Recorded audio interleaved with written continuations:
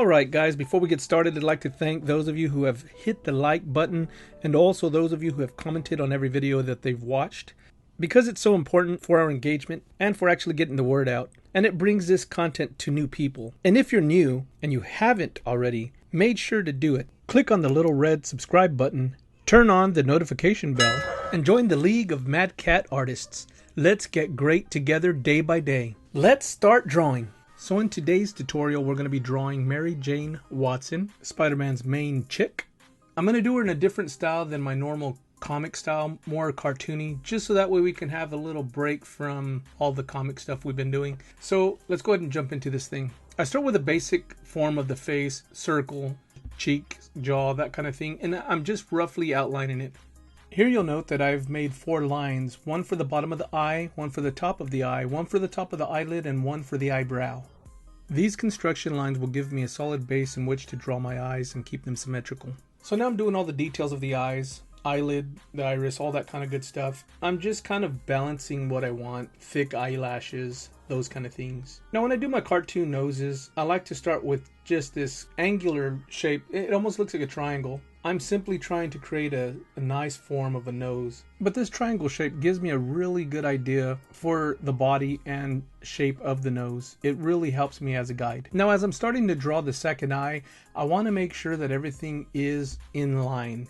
I'm making references from my left to my right and making sure everything is in line.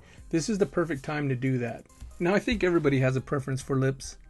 Some like them pouty, some like them small. But it's good to get versatile and learn how to do them all. And when drawing my cartoons, I really like them to be really cute.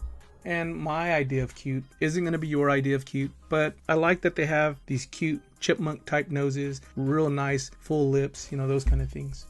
Pay attention to how I curve the line for the smile. When doing the lips, it's very crucial to make sure that that lip line goes the way you want it to so that the expression of your character stands out. Now it's time to start committing to my jawline, my neckline, neck shadows, those kind of things, the eyebrow. And most of this stuff is already kind of pre-drawn in your sketch and your construction lines. Just adding in all the final details, the hair, the ears, those kind of things. And with hair, I'm just letting it flow. Now, I know while referencing, I know I'm drawing Mary Jane Watson. So I want to reference to her. If you look to the top left corner, you'll see a sketch that I had done of her. That's more in a comic book form.